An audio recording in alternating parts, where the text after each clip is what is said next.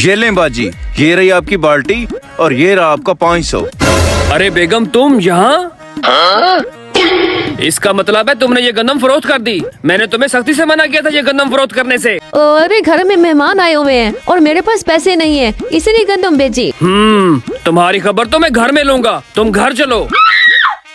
और भाई साहब आपने गंदम तो खरीद ली, लेकिन उसमें जो मेरा कैश था वो निकालो। कैश? काका किस कैश की बात कर रहे हैं आप? गंदम का 500 बना है, वो मैंने आपकी मिसेस को दे दिया है। ज्यादा बनो मत, मैं गंदम के पैसों की बात नहीं कर रहा। जो गंदम के अंदर पैसे मैंने छुपाए हुए थे, मैं उनकी बात कर रहा हूँ। सीधी तरह पैसे देते हो या बुलाऊं पुलिस को? अभी तुम्हारी तबीयत साफ हो जाएगी। क्या पुलिस? अरे बनी बनाई गेम हाथ से चली गई। इससे पहले पुलिस आ जाए मैं पैसे वापस करता हूँ। ठीक है भाई साहब, मैं अभी लाता हूँ।